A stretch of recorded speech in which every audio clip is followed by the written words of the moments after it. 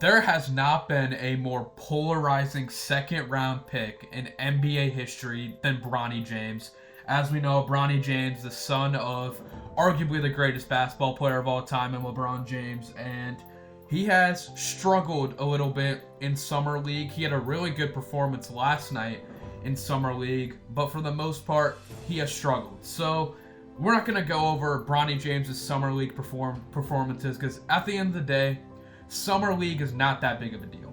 I'm going to go through some player comparisons for LeBron James Jr., Bronny. I'm going to go through some player comparisons. I'm going to go through his ceiling as a player, his floor as a player, and then a good middle ground for Bronny James. So let's get started with his floor. I'm going to get this one out of the way because it's pretty quick. Bronny James will be out of the league when LeBron James retires. LeBron will probably retire here. I think he's going to play this season, and I think he will play next season.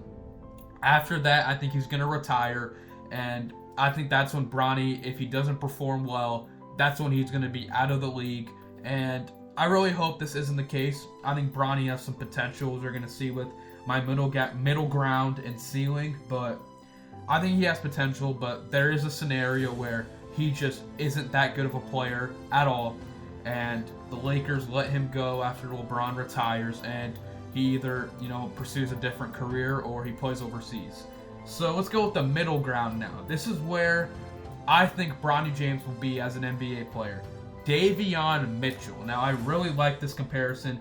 Davion Mitchell is a 33% three-point shooter in his NBA career. He's a pretty good perimeter defender. He's a 3-and-D type of guy, pretty good ball handler, but he only averages about 5 points per game. He's averaged 5 points per game over the last 2 seasons, and that's kind of where Bronny, could be a rotational player who provides great defense, great energy, can shoot the three ball at an level.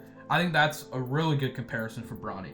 And then his absolute ceiling as a player. Now, I've seen Jrue Holiday, Derek White as like his ceiling.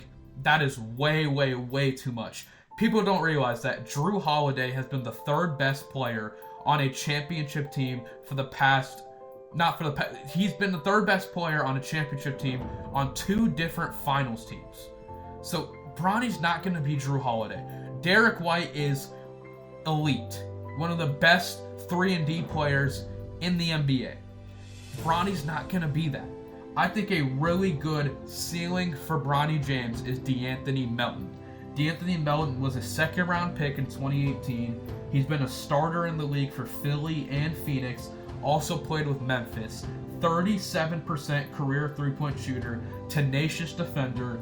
And funny enough, he went to USC, and he's similar size to Bronny. He is 6'2", 200 pounds. That's around where Bronny is as well. So I think that's a really good comparison for him. DeAnthony Melton has gotten 2 decent contracts. He signed a 4-year, $34 million deal with Memphis in 2020, and then he signed a 1-year, $12 million deal with Golden State this offseason. And I think that's a really, really good ceiling for Bronny, being a spot starter in some places, being a really good rotational player, providing incredible 3-and-D play, 37% three-point shooter. That is Bronny James' ceiling, in my opinion. But it's all going to be a wait-and-see game if his game can develop under J.J. Redick, and it's going to be interesting to watch.